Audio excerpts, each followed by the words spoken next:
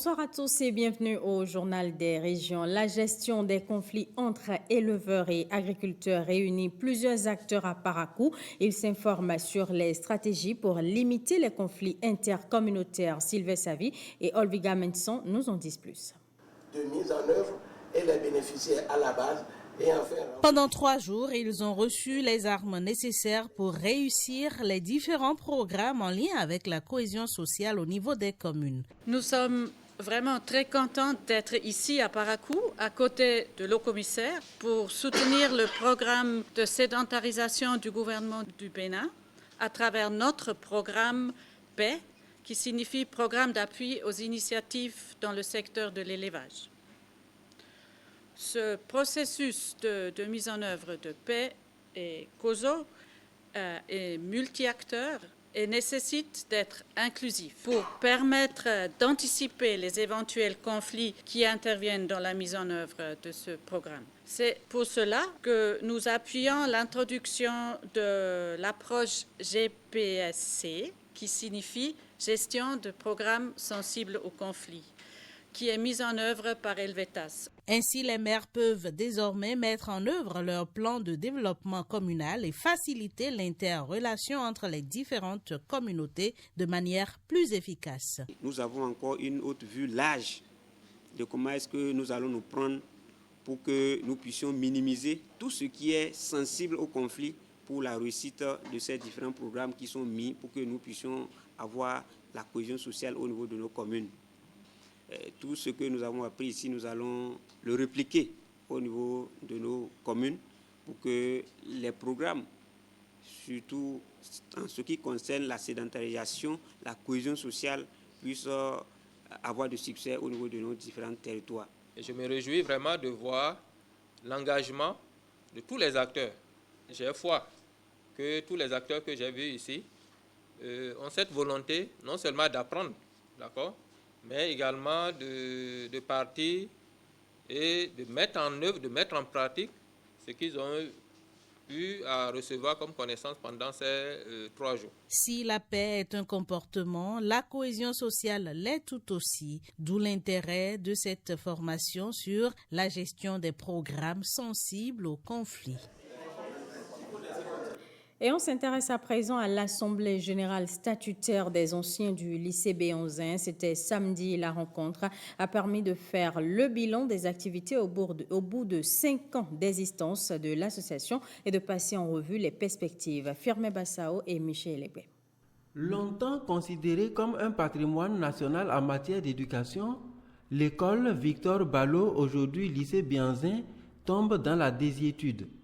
Depuis bientôt 5 ans, cet établissement d'enseignement secondaire public bénéficie de l'attention de l'Association des anciens ballotins et bianzinois. Les organes dirigeants décident de faire le bilan de leurs actions au détour de cette Assemblée générale statutaire.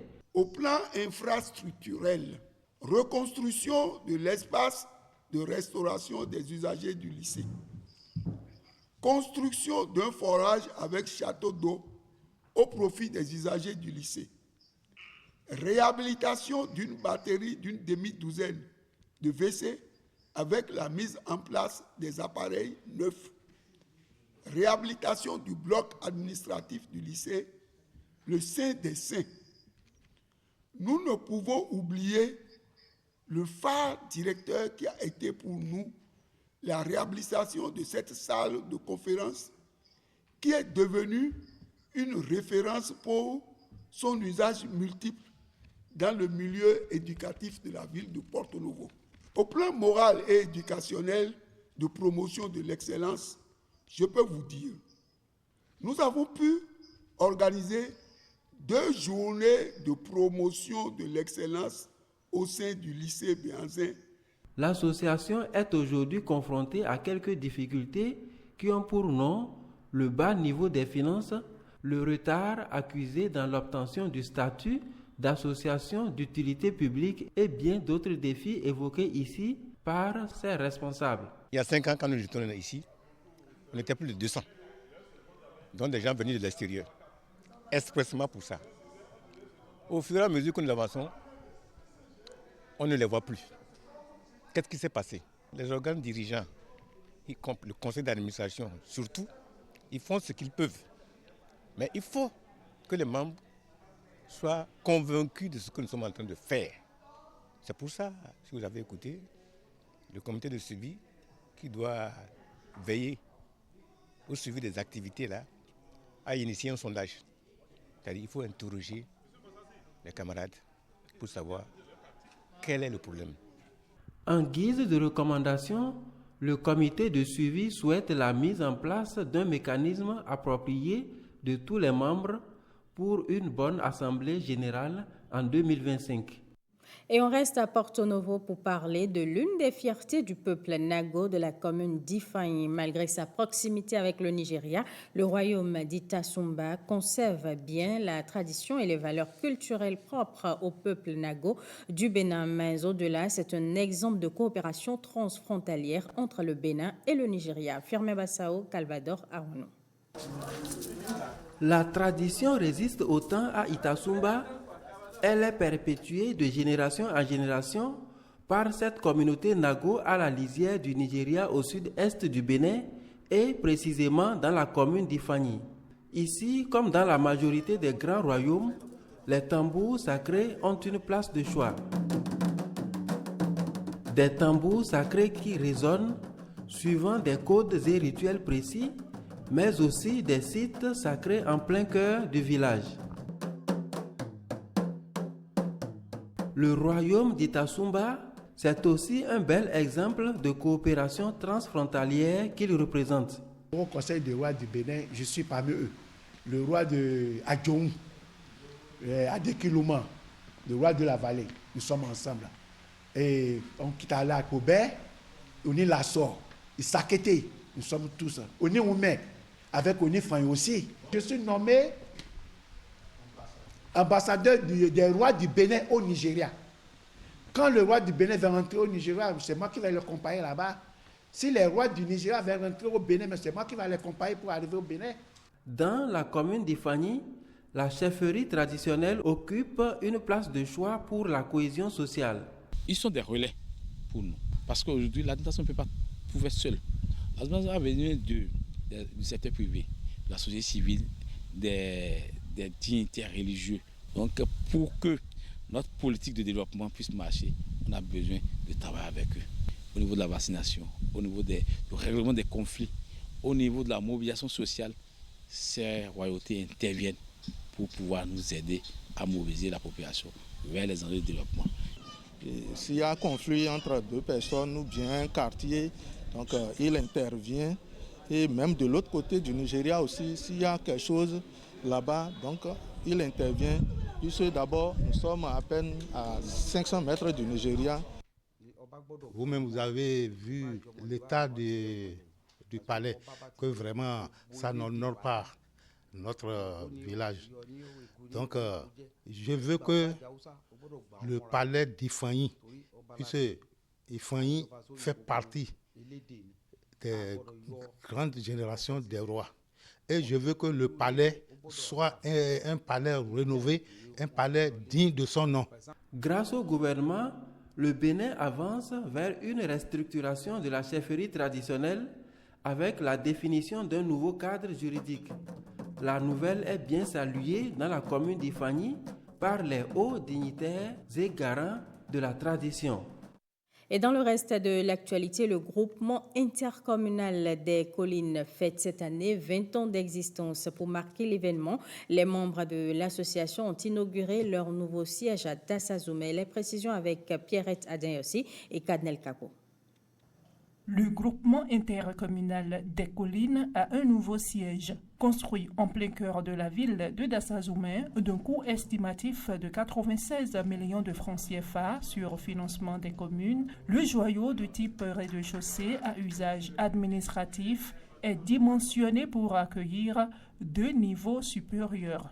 Le bâtiment a une surface au sol de 448 mètres carrés et un plan architectural composé de 12 bureaux, une salle de réunion, une salle d'attente, d'un aménagement d'espaces verts, d'une aire de parking pour motos et véhicules et d'un forage équipé de pompes à motricité à partir de panneaux solaires pour l'alimentation en eau et d'un groupe électrogène de 16 kVA. Ce siège est construit sur les ruines de l'ancienne sous-préfecture entre-temps appelée district. Il est le symbole de la solidité et de la solidarité intercommunale. C'est aussi un de nos objectifs, l'autonomisation et l'autofinancement progressif du GIC. La préfecture de Dassa Dzoumé, que j'ai l'honneur de diriger, mes collaborateurs et moi-même, vous apporterons notre ferme soutien pour la pérennisation des acquis du GIC. Prières musulmanes et catholiques, animations culturelles ont meublé cette cérémonie d'inauguration, couplée de ces noces de porcelaine. Que de chemin parcouru.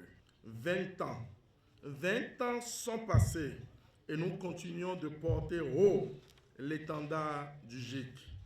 Ce n'est pas le lieu ici d'exposer les appuis ni les acquis du GIC pour nos communes, mais les enjeux et défis qui nous restent sont suffisamment grands. Le chemin a été long, mais les résultats sont merveilleux. C'est à l'actif de tous les cadres, de tous les maires, de tous les cadres communaux et de toutes les populations des collines. Nous souhaitons que les activités du GIC continuent et qu'on soit toujours des partenaires. Le GIC, mis en place par l'Union communale du département des Collines, ce groupement se veut être un instrument de coopération intercommunale. Sa mission est de promouvoir un développement économique et social concerté des communes membres. Du sport à présent, la Ligue Pro a démarré samedi dans la cité des Pétonies avec en toile de fond un hommage à l'ancien président des Panthères FC. Le match d'ouverture a opposé les Panthères de Djougou aux Buffles du Borgo. Retour sur les temps forts avec Jean-Claude James et Yves Agolopessi.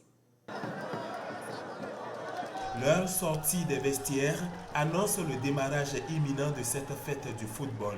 Après l'instant salutation des officiels, conduit par le président de la Fédération béninoise de football Mathurin de Chacuisse, le coup d'envoi est donné à 16h07. Panthères FC de Djougou en jaune et Buffle FC du Borgou en vert ont tenu en haleine le public pendant 90 minutes.